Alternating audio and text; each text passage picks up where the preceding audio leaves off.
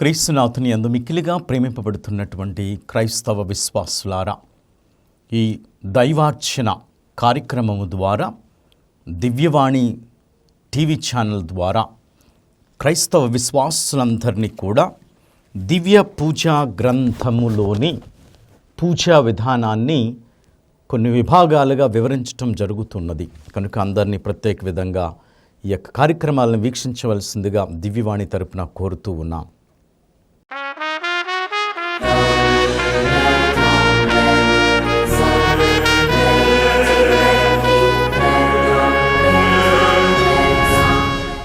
ఈ విభాగంలో మనం ప్రత్యేక విధంగా పశ్చాత్తాప క్రమాన్ని చూస్తూ ఉంటాం.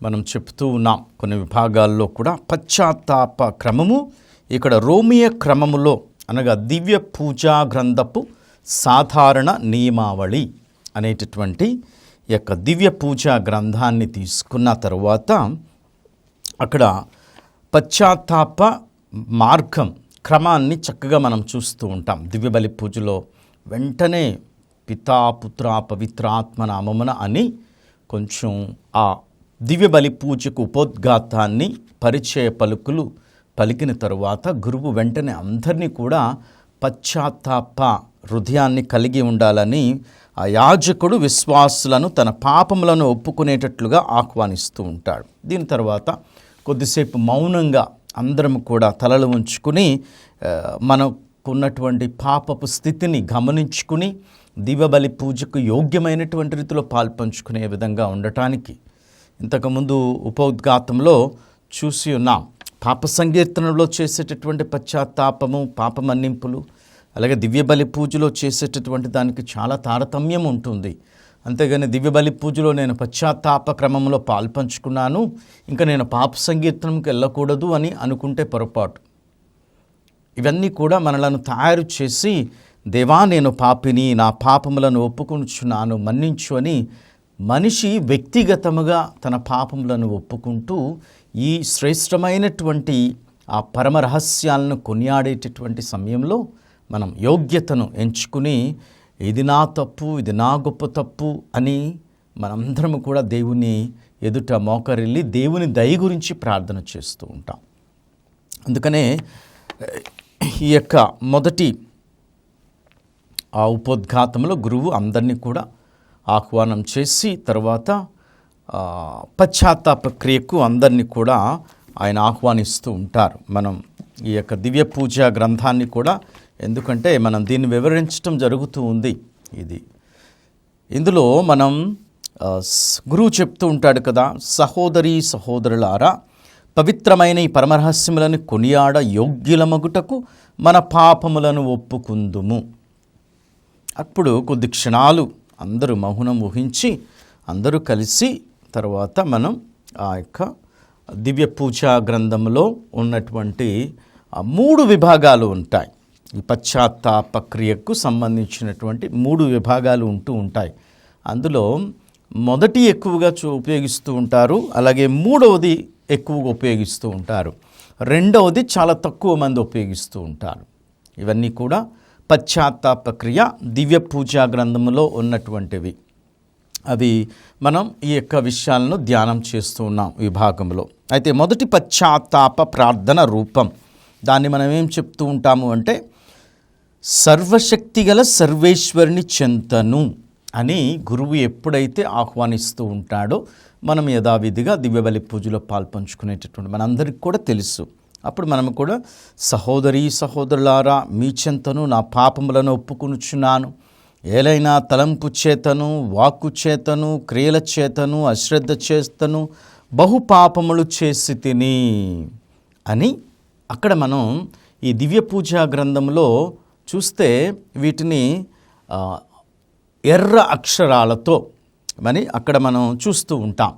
ఆ 2 ఎర్ర అక్షరాలను కుండలీకరణంలో పెడుతూ ఉంటారు, అంటే బ్రాకెట్స్లో పెట్టి రొమ్ముపై కొట్టుకొనుచు ఏమిటది? ఇది నా తప్పు, నా తప్పు, నా గొప్ప తప్పు. అంటే ఇది నా తప్పు, నా తప్పు, నా గొప్ప తప్పు, mia culpa, mia culpa, mia grandissima culpa అంటే లతీన్లో మనం చూస్తూ ఇది నా తప్పు నా తప్పు నా గొప్ప తప్పు రొమ్ము బాదుకొనుచు అని అక్కడ ఉంటుందన్నమాట. కొంతమంది ఏం చేస్తుంటారు, ఇది నా తప్పు నా తప్పు నా తప్పు నా గొప్ప తప్పు అంటారు. అంటే మాట వేరు, ఈ క్రియ వేరుగా ఉంటుంది. కొంతమంది తెలిసిన వాళ్ళు అయితే రెండు చేతులు జోడించుకుని ఇది నా తప్పు నా తప్పు నా గొప్ప తప్పు, అంటే రొమ్మును బాదుకొనుచు, ఈ మూడు కూడా అవుతూ ఉన్నంత వరకు కూడా రొమ్ముని బాదుకొనుచు అని అక్కడ మనం చెప్తూ ఉంటాం. ఏంటంటే ఇది నా తప్పు నా తప్పు నా గొప్ప తప్పు. తరువాత కొనసాగించు, అందుచేత నిత్య కన్యక అయిన పరిశుద్ధ మరియమాతను సకల దూతలను పునీతులను సహోదరీ సహోదరులారా మిమ్మును నా కొరకు మన ప్రభు అయిన సర్వేశ్వరిని ప్రార్థింపవలనని బ్రతిమాలుకొంచున్నాం. ఈ యొక్క ప్రార్థన చూస్తూ ఉంటాం మనం ఇప్పుడు ఈ భాగంలో ఆ దివ్య బలి పూజకు సంబంధించినటువంటి ఆ ప్రార్థన. దీన్ని మనం ఏం చేస్తున్నామంటే దీని లతీను భాషలో మనం ఈ యొక్క ప్రార్థనను మనం చేసేటటువంటి ప్రజలు గురువు చేసే ప్రార్థనను కొన్ఫితియోర్ అని అంటూ ఉంటారు. కొన్ఫితియోర్ మనకు అర్థమయ్యేటటువంటి భాషలో చెప్పాలంటే ముందుగా చెప్పినటువంటి విధంగా సర్వశక్తి గల సర్వేశ్వరుని చెంతను అనే దాన్ని మనం లతీని భాషలో కూడా కొన్ఫితియోర్ అనేటటువంటి పదజాలంతో పిలుస్తూ ఉంటారు. తొలినాళ్లలో మనం చూసినట్లయితే ఈ ప్రార్థన కేవలము గురువు అలాగే ఒత్తాసు పిల్లలు ఉండేవాళ్ళు గురువు దగ్గర, వీళ్ళు మాత్రమే చెప్పేటటువంటి వాళ్ళు. ఈ ప్రార్థన ప్రజలందరూ కూడా చెప్పేటటువంటి వాళ్ళు కాదు. ఎందుకంటే గురువు మాత్రమే చెప్పి తర్వాత ఒత్తాసు పిల్లలు కూడా వాళ్ళు చెప్తూ ఉంటారు, దగ్గర ఉంటారు కదా గురువు దగ్గర పీఠం మీద, వాళ్ళు మాత్రమే చెప్పేవాళ్ళు పూర్వకాలంలో. తర్వాత ఎప్పుడుకో రెండవ వాటికన్ ద్వితీయ వాటికన్ మహాసభ అనంతరం ఈ ప్రార్థన అందరూ కూడా జపించేటటువంటి వెసులుబాటును మనకు తల్లి అయినటువంటి తిరుసభ మనకి అందరికీ కూడా ప్రసాదించింది. అందుకని మనం ఈ ప్రార్థనను రెండు భాగాలుగా మనం విభజించవచ్చు.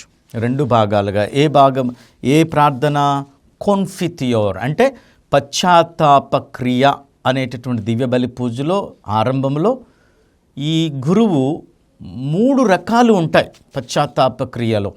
అందులో మొదటి భాగాన్ని నేను వివరిస్తూ ఉన్నాను మీ అందరికి కూడా. కొన్ఫితియోర్ లేకపోతే మొదటి భాగం ఏమిటి అంటే సర్వశక్తి గల సర్వేశ్వరుని చెంతను అనేటటువంటి ప్రార్థన గురించి చెప్తూ ఉన్నాను. ఈ ప్రార్థన ద్వితీయ వాటికన్ మహాసభ ముందు ఉండేటటువంటిది. కేవలం గురువు ఒత్తాసు పిల్లలు మాత్రమే ఈ జపం చెప్పేటటువంటి. కానీ ద్వితీయ వాటికన్ సభ అనంతరము ఈ ప్రార్థన అందరూ కూడా జపించాలని ఒక గొప్ప వెసులుబాటు ఇచ్చింది. అయితే ఈ ప్రార్థన 2 భాగాలుగా ఉంటుంది. మొదటి ప్రార్థన ఏమిటి అంటే పాపములను అంగీకరించుట, మన పాపములను అంగీకరించుట. రెండవది ఏమిటి అంటే క్షమాపణ కొరకు విజ్ఞాపన కోరుకోవటం. క్షమాపణ కొరకు విజ్ఞాపన కోరుకుంటున్నాం. అంటే మన పాపములను 2 భాగాలని చెప్పి ఉన్నాం కదా. మొదటి భాగము అందులో చూసినట్లయితే పాపములు ఒప్పుకునే భాగాన్ని మనం చూస్తుంటాం. రొమ్ము బాదుకునేటటువంటి వరకు కూడా మొదటి భాగంలో మన పాపాలను ఒప్పుకోవాలి వ్యక్తిగతముగా. దివ్య బలి పూజలో ఇక్కడ ఏమంటాం మనం, మేము ఒప్పుకొనుచున్నామని ఆ పదజాలం ఉండదు.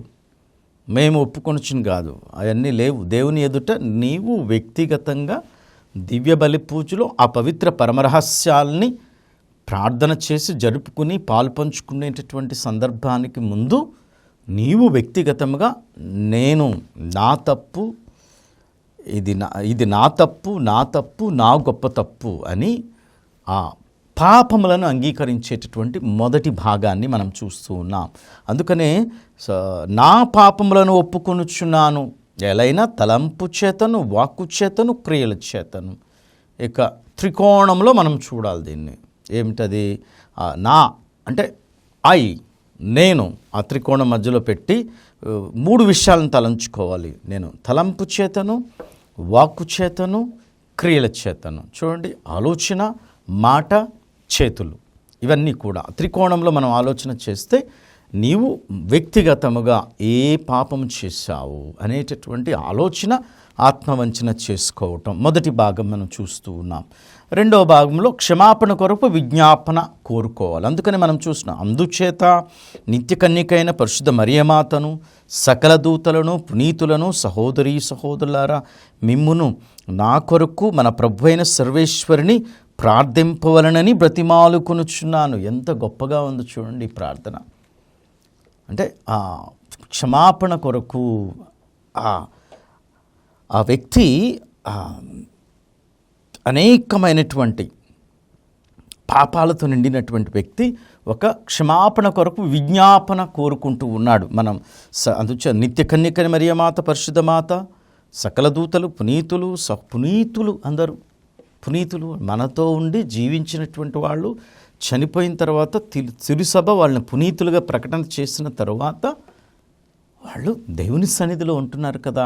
అందుకని వాళ్ళను కూడా ప్రతి పునీతుని కూడా నువ్వు తలంచుకుంటావు ఈ యొక్క పశ్చాత్తాప క్రియలో. కనుక సహోదరి మిమ్మును నా కొరకు ఆ పునీతులారా నా కొరకు ప్రభువైన సర్వేశ్వరుని ప్రార్థించండి అని బ్రతిమాలుకొనుచున్నాం. ఎంత చక్కనైనటువంటి ప్రార్థన చూడండి. ఈ కొన్ఫితియోర్ సర్వశక్తి గల సర్వేశ్వరుని చెంతను అనే ప్రార్థనలో మనం చూస్తూ ఉన్నాం. అందుకనే ఇక్కడ మనం చూసినట్లయితే 1570 రోమియ క్రమము ప్రకారము యాజకుడు తన పాపములను దేవుని ముందు మరియు మరియ తల్లి పునీతులు మిఖాయేలు బప్తిస్త యోహాను పేతురు పౌలు గారుల ముందు ఒప్పుకొనుచు. అంటే ఈ జాబితానంతా 2 సార్లు ప్రస్తావిస్తూ రొమ్ముపై బాదుకొనుచు ఇది నా తప్పు అనేటటువంటి వారు 1570. అందులో అప్పుడు ఉన్నటువంటి పూజా గ్రంథాన్ని అనుసరించి చాలా పేర్లు ఉన్నటువంటి ఇక్కడ మనం చూస్తే నిత్య కన్యక పరిశుద్ధ మరియమాత సకల దూతలు పునీతులు సహోదరీ సహోదరులారా అని చక్కగా పలుకుతాం. కానీ మనం 1570 రోమియా క్రమము ప్రకారం దివ్యబలి పూజా గ్రంథాన్ని చూసినట్లయితే చాలా పేర్లు ఉన్నాయి.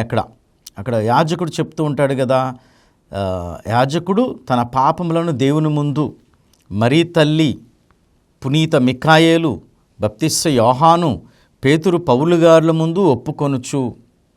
మరి ఈ జాబితానంతా 2 సార్లు ప్రస్తావిస్తూ రొమ్ముపై అలాగే 2 సార్లు ప్రార్థన చేసి రొమ్ముపై బాదుకొనుచు అనేటటువంటి ఇది నా తప్పు అనేటటువంటి వారు.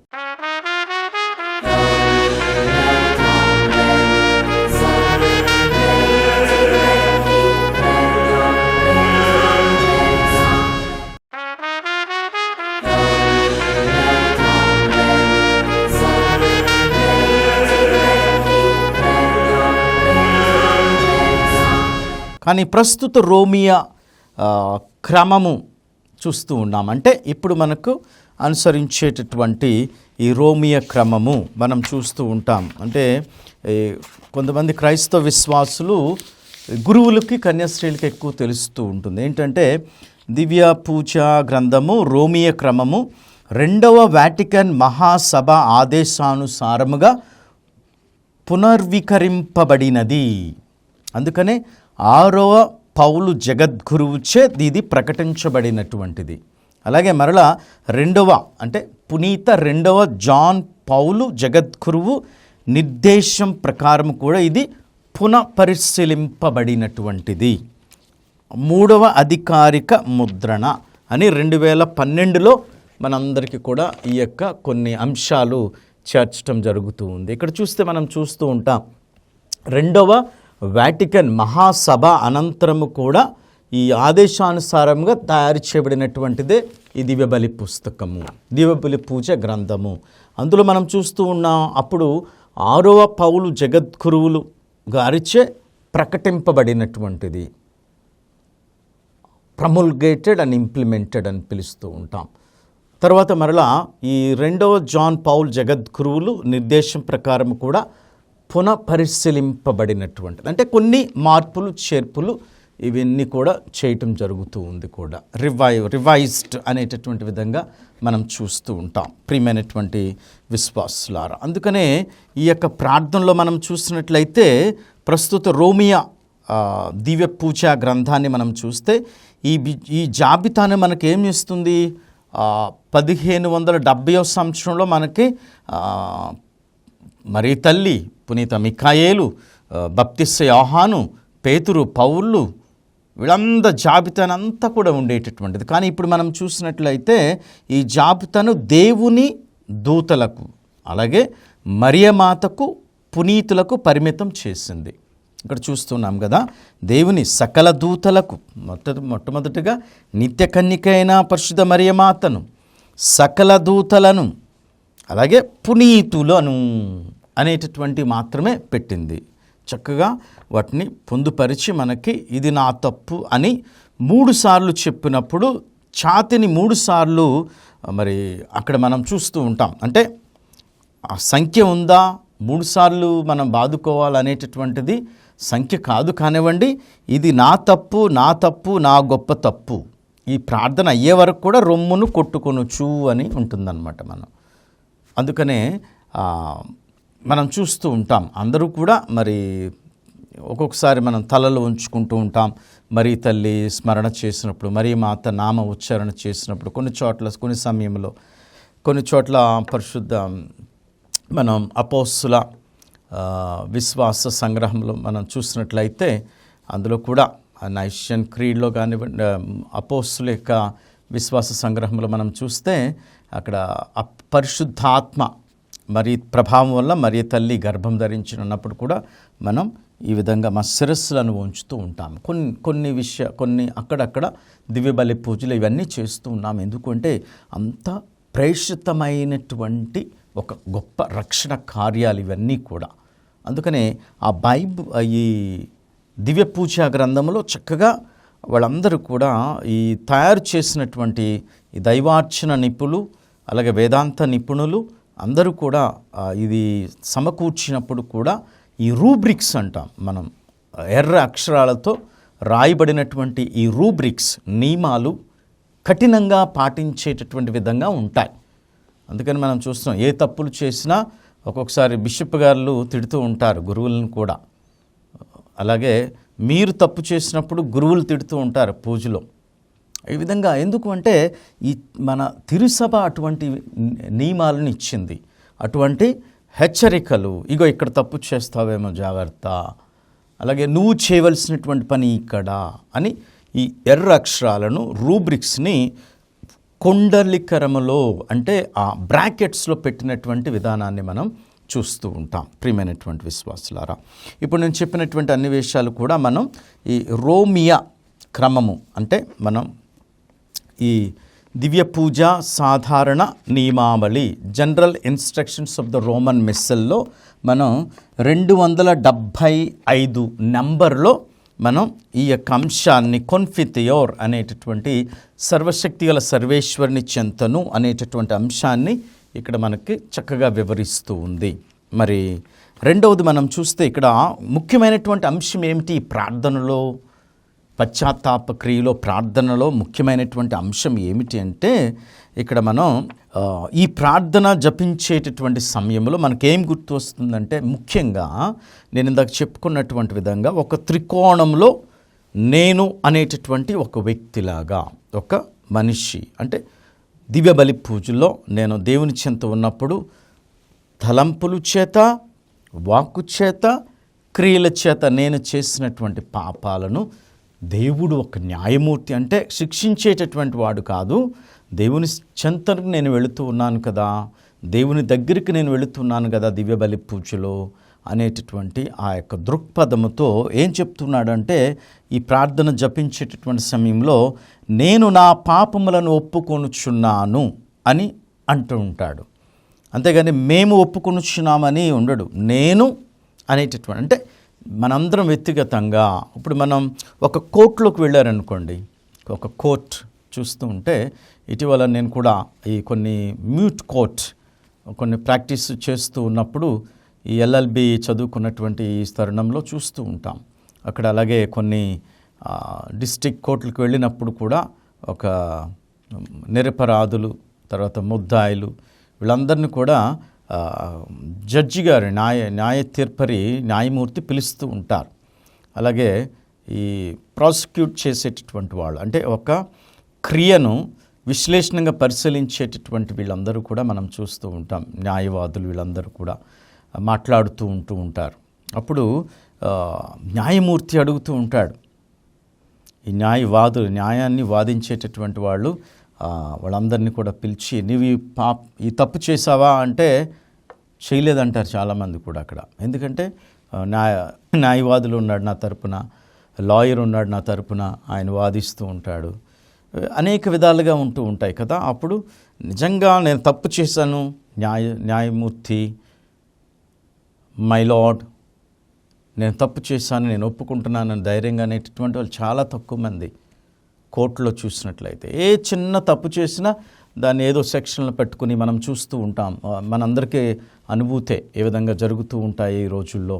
మరి ముఖ్యంగా అలాగే కొన్ని విషయాలు ఏం చేస్తూ ఉంటారు, చేయలేనటువంటి తప్పును పాండాలు వేస్తూ ఉంటారు ప్రజల మీద. అనేకమైనటువంటి వారు వ్యక్తిగతంగా అధికారుల మీద చేయలేనటువంటి దాన్ని అభండాలు వేసి ఏదో నేరాన్ని మోపుతూ ఉంటారు. అవన్నీ కూడా చూస్తూ ఉంటాం మనందరం కూడా. ఏదైనా దేవుని చెంతకు మనం వెళ్ళినప్పుడు ఏం చేస్తూ ఉంటాం, ఈ ఆలోచనలు ఉండకూడదు దేవుడి దగ్గర.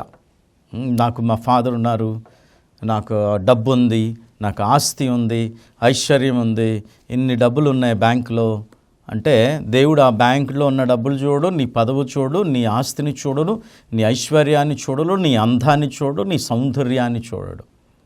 దివ్యబలి పూజకు వచ్చినప్పుడు ఏం చూస్తూ ఉంటాడు అంటే, ఆ నిండైనటువంటి దివ్యబలి పూజలో నీవు వ్యక్తిగతంగా అదిగో న్యాయమూర్తిగా ఉన్నటువంటి సర్వేశ్వరుని చెంతను, తండ్రి చెంతకు నీవు ఒక వ్యక్తిగతంగా నిలుచున్నావని.